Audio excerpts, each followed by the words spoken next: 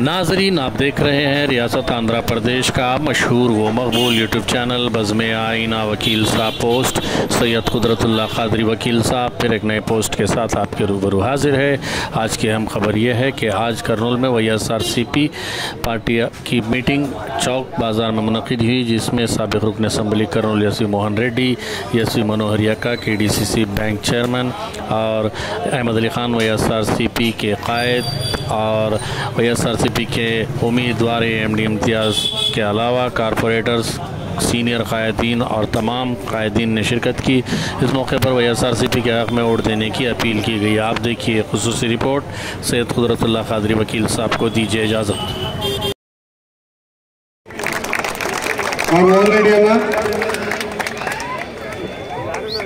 अहमद अली खान साहब,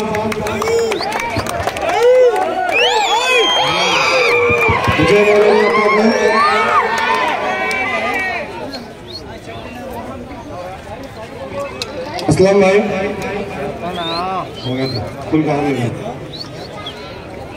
जरा पीछे हट जाओ बेटा, जरा पीछे हटो, जरा पीछे हटना। हमें हमारी चीज आज क्या है सो बताएंगे करनूल में।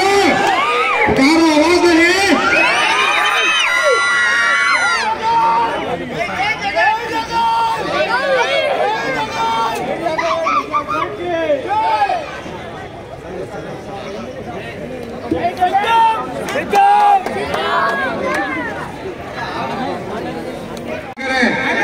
जब एडमा कहाँ गए थे भाई, कोरोना में जब कहाँ गए थे, कौन नहीं था, एक जना भी नहीं आया। अब वहां को मैं हूँ, मैं तुम्हारा आदमी, मैं एक बार देखो, मैं 2 बार देखो, मैं 3 बार देखो, वो तो कौन सुनता भाई। ये सुनने के वास्ते क्या भी नहीं। और उसी के साथ हमारा एक मुद्दा है जो YS राजशेखर रेड्डी साहब ने 4% रिजर्वेशन दिया था।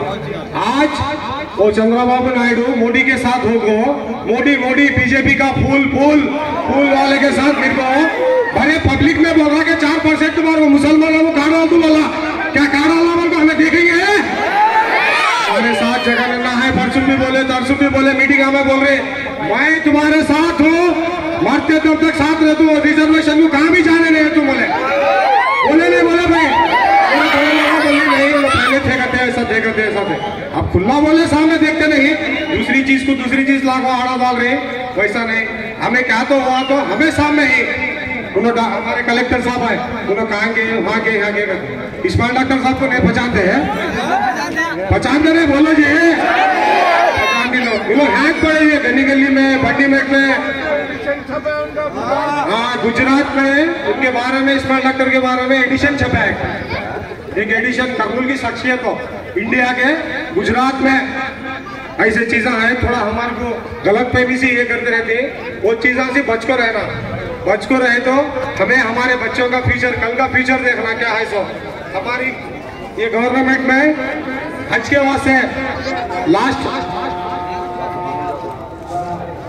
जगनमोहन रेड्डी साहब ने पिछला साल हज को जाने वाले को 80,000 सब्सिडी दी।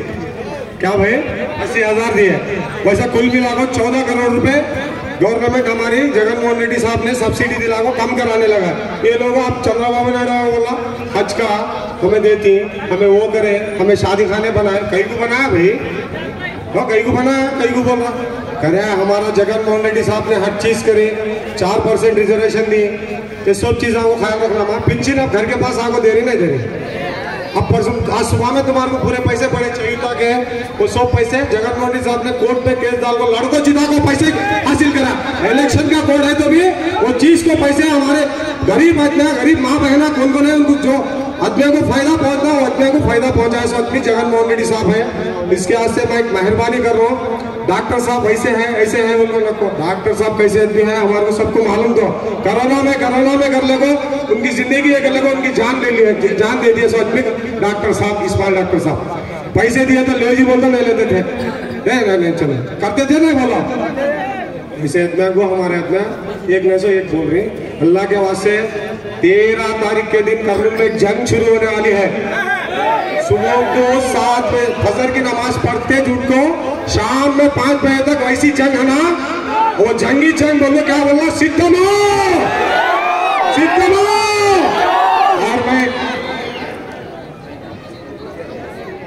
और इसी के साथ मैं स्टेज पे बैठे हुए सब बुजुर्गान के शुक्रिया अदा करता हूँ जो मेरे को इस बात करने का मौका मिला।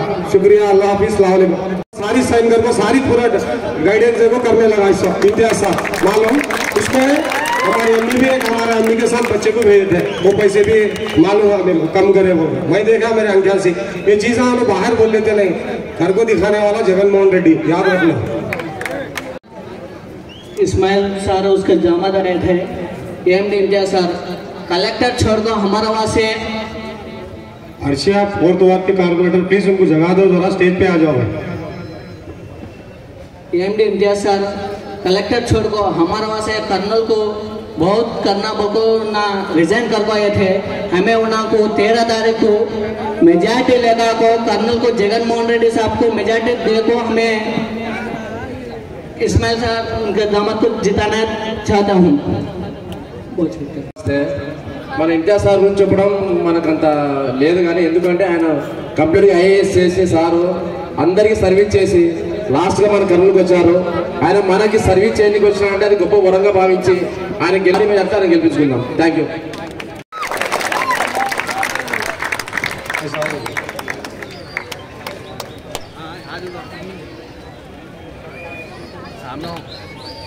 ग्यारह वाट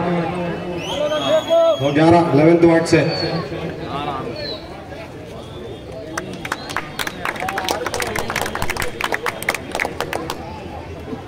जुनेद जलील भाई के फर्जंद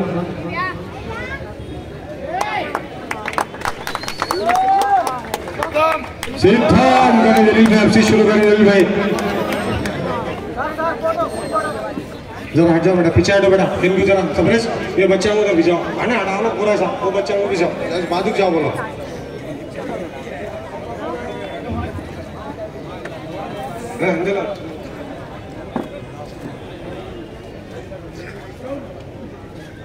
ओके, और हमारे आपको सेकंड वार्ड से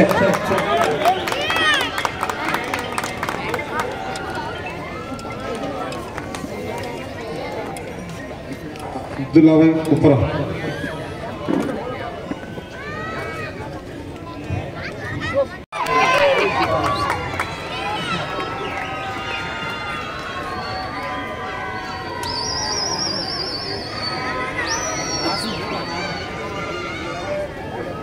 सर हमारी नजर हाथ तक जा रही, कहाँ लगेगी पब्लिक हमारे को देना, जरा हाथ उठा दे।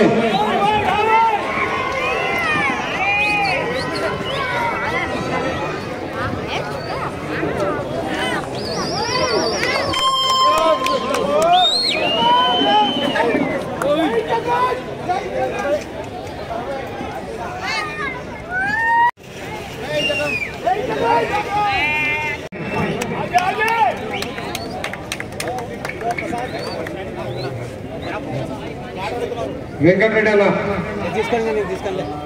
शफी आओ, शफी आ जाओ तब तक तुम्हें आओ।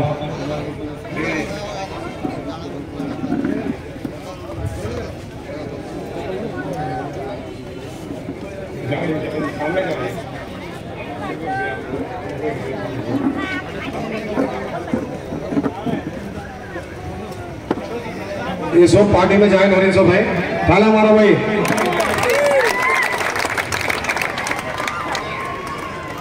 जाकिर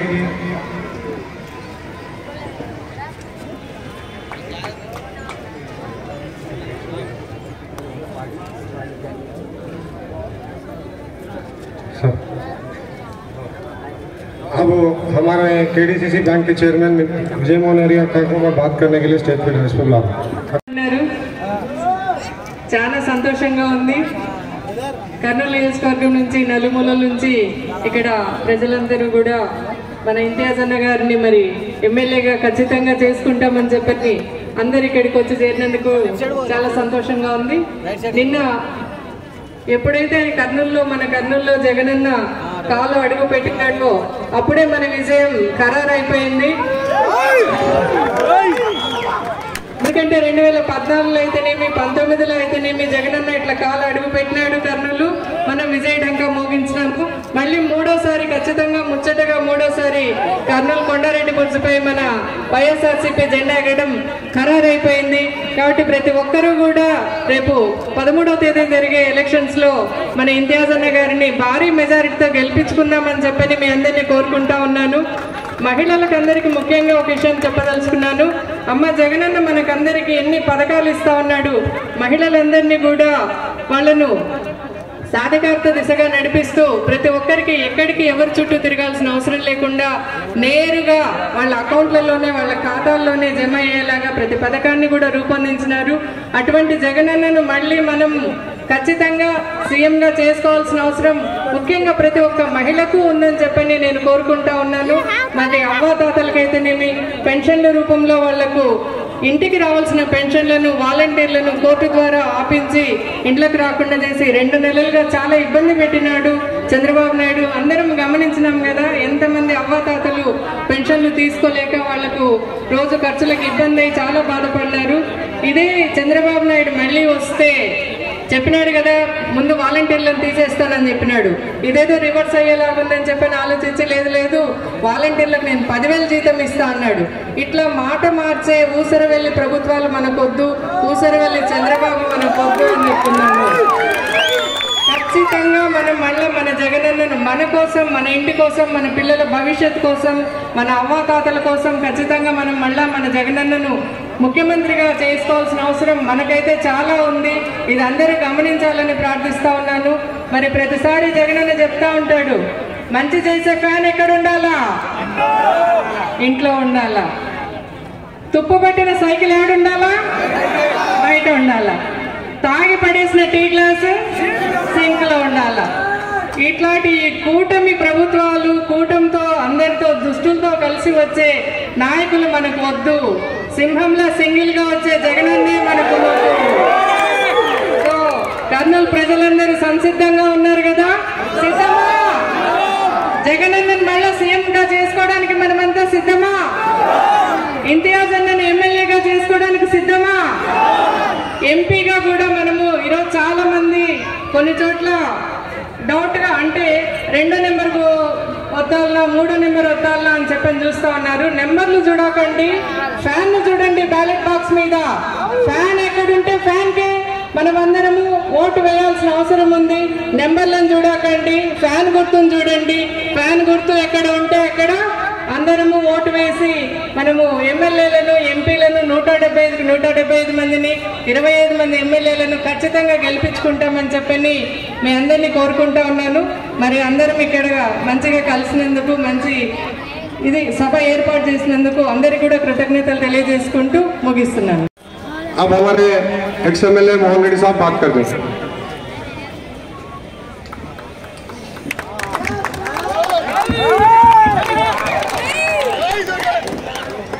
వేదిక మీద ఉన్నటువంటి పెద్దలకు, ముఖ్యంగా ఈరోజు వైఎస్ఆర్ కాంగ్రెస్ పెద్దలకు, మహిళలకు అందరికీ నా హృదయపూర్వక నమస్కారాలు.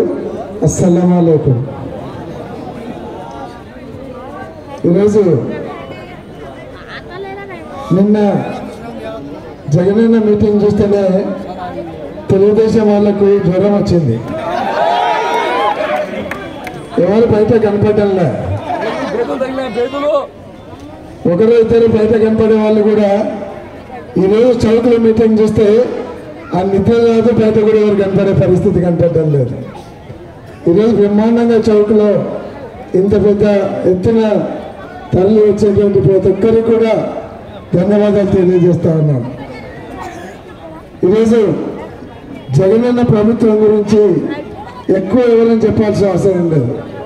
జగన్మోహన్ రెడ్డి గారు ఒకటే ఒక మాట చెప్పారు, నేను మీ ఇంటికి మంచి చేశాను, ఈ రాష్ట్రానికి మంచి చేశాను అంటేనే నాకు ఓటు వేయండి అని అడిగినాడు. అంత దమ్మున్నటువంటి నాయకుడు భారతదేశంలో ఎవరు లేరు, ఒక్క జగన్మోహన్ రెడ్డి గారు మాత్రమే. ఎందుకంటే ఎవరైనా నేను అది చేస్తాను, ఇది చేస్తాను, మీకు తులం బంగారు ఇస్తాను, లేదంటే కేజీ బంగారు ఇస్తాను, మీకు ఇల్లులు ఇస్తాను, నాకు ఓటు వేయండి అని అడుగుతారు. కానీ నేను మంచి చేసినానంటేనే ఓటు వేయండి అని అడగాలంటే చాలా ధైర్యం ఉండాలి, ఆ మంచి చేసినాననేటువంటి ఒక నమ్మకం ఉండాలి. ఈరోజు 2,60,000 కోట్ల రూపాయలు అందరికీ డైరెక్ట్గా సంక్షేమ పథకం కింద అమ్మఒడి అయితేనేమి, ఆసరా అయితేనేమి, డ్రైవర్లకైతేనేమి, రజకులకైతేనేమి, అలాగే నాయ బ్రాహ్మణులకైతేనేమి, ఇట్లా అందరికీ కూడా ₹1 లంచం లేకుండా వాళ్ళ అకౌంట్లలో 2,60,000 కోట్లు వేసినటువంటి ముఖ్యమంత్రి భారతదేశంలో ఎవరైనా ఉన్నారంటే అది ఒక్క జగన్మోహన్ రెడ్డి గారు మాత్రమే అని చెప్తా ఉన్నాం. కాబట్టి అటువంటి జగన్మోహన్ రెడ్డి గారిని మళ్ళీ మనం ముఖ్యమంత్రిని చేసుకోవాలి. ఈరోజు జగన్మోహన్ రెడ్డి గారు ఇంతియాజ్ గారిని మనకి ఇక్కడ పంపించినారు. ఈరోజు ఇంతియాజ్ గారు ఒక IAS అధికారిగా, కలెక్టర్గా పనిచేసి, జాయింట్ కలెక్టర్గా పనిచేసి ఈరోజు ఎమ్మెల్యేకి వచ్చినారు.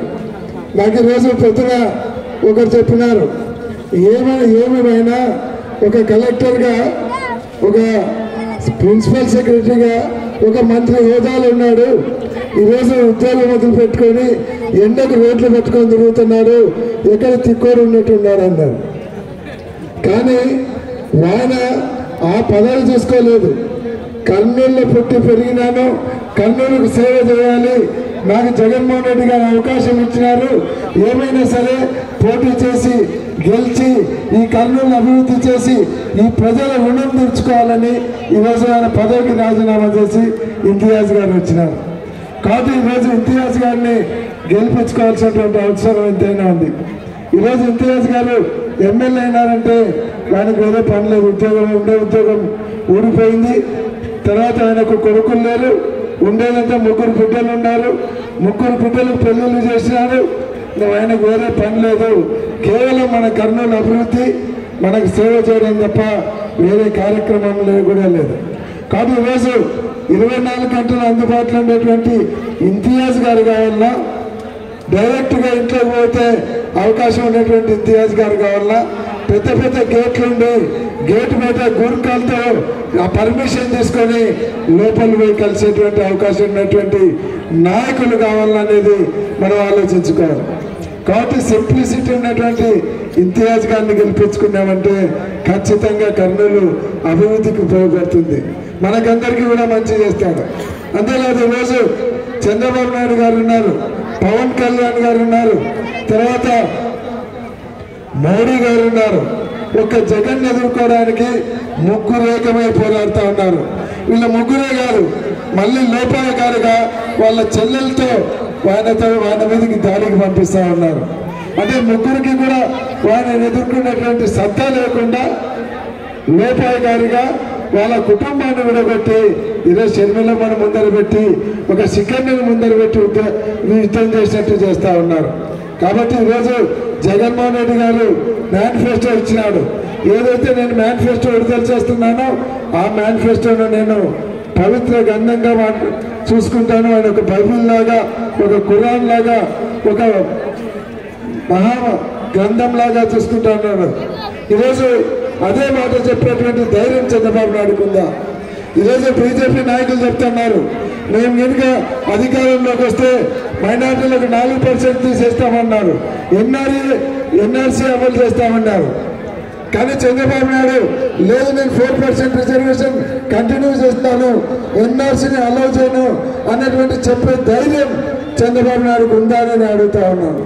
అదే జగన్మోహన్ రెడ్డి గారు కర్నూలులో మన నడిపట్టు మీద నిలబడి 4% రిజర్వేషన్ ఖచ్చితంగా అమలు చేస్తాం, దానికి మేము మద్దతు తెలుపుతాం, ఎన్ఆర్సీకి మేము మద్దతు తెలిపాం, ఎన్ఆర్సీ ఏదైనా ఇంప్లిమెంట్ చేస్తే మైనార్టీల తరఫున పోరాడడానికి నేను సిద్ధంగా ఉన్నానని జగన్మోహన్ రెడ్డి గారు ధైర్యంగా చెప్పగలిగినారు. అంత ధైర్యంగా చెప్పగలిగినటువంటి నాయకుడు దేశంలో ఎవరిలో ఒక్క జగన్మోహన్ రెడ్డి గారే. ఆ రోజు సోనియా గాంధీ పేరు చెప్తే ప్యాంట్లు తెచ్చిపోయేటువంటి కాలంలో సోనియా గాంధీని ఎదిరించి 16 నెలలు జైలు పోవాలని కూడా వెనుకం చేయలేదు.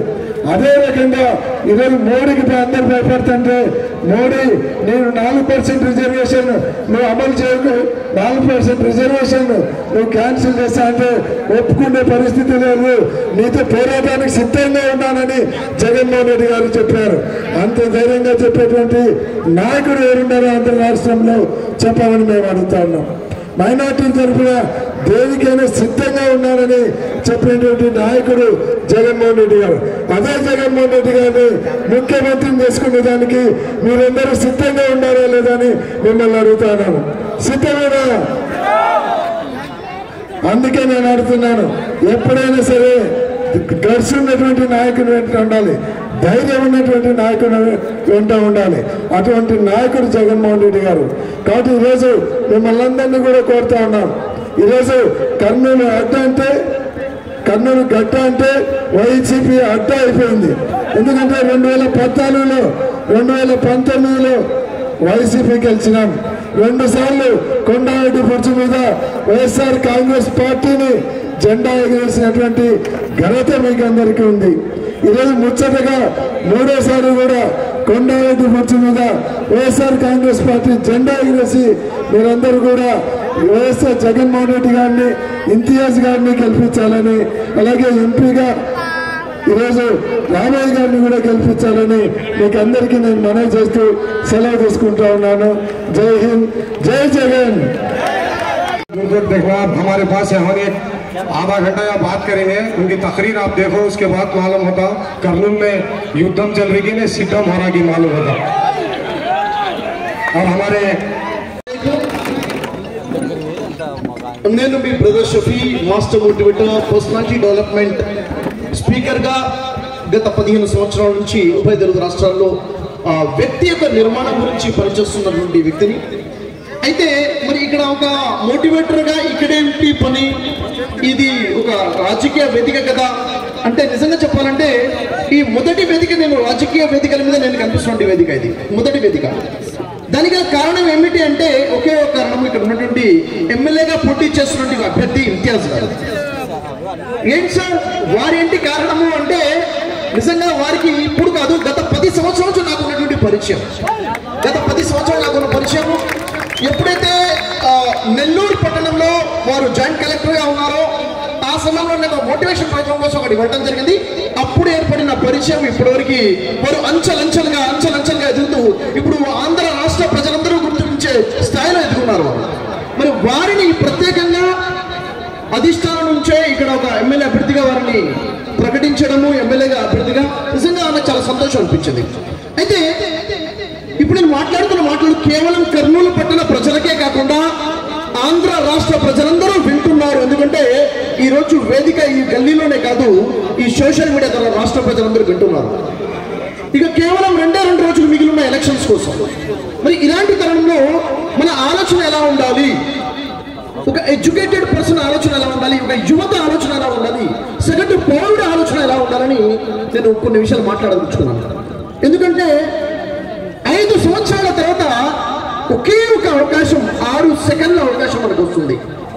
6 సెకండ్లే, 7వ సెకండ్ లేదండి, 6 సెకండ్లే. మీరు బటన్ మీద ఒత్తుతూ ఉంటే 6 సెకండ్ల తర్వాత పీప్ అని సౌండ్ వస్తే మీరు బయటికి రావాల్సింది. 6 సెకండ్లో రాబోయే 5 సంవత్సరాల భవిష్యత్తు నిర్ణయించుకోబోతున్నటువంటి అవకాశం 5 సంవత్సరాల తర్వాత లభించింది. మరి దీన్ని ఎలా వినియోగించుకోవాలి అన్న పెద్ద ప్రశ్న. ఎవరిని అడిగి ఓటేద్దామా, ఎవరైనా చెప్తే ఓటేద్దామా, లేక ఆలోచించి ఓటేద్దామా అన్న ప్రశ్నకు సమాధానం నేను మీ ముందే మాట్లాడదలుచుకున్నాను. దయచేసి ఆలోచించండి. ఇప్పటివరకు అనేక సార్లు ఓట్లు వేసి ఉంటారు, కానీ ఈసారి ఆలోచించి ఓటేద్దాం. అసలు చూడండి, ఒకసారి ఆలోచిద్దాం. మన భారతదేశంలో ఏవైతే వనరులు ఉన్నాయో, మానవ వనరులైనా, సహజ వనరులైనా, ప్రభుత్వ వనరులైనా, ఏవైతే వనరులు ఉన్నాయో, రిసోర్సెస్ ఉన్నాయో, పూర్తి ప్రపంచంలో సూపర్ పవర్ గా ఎదిగే శక్తి ఉన్న దేశం భారతదేశం. పూర్తి ప్రపంచంలో సూపర్ పవర్ గా మార్చుకోవచ్చు భారతదేశాన్ని.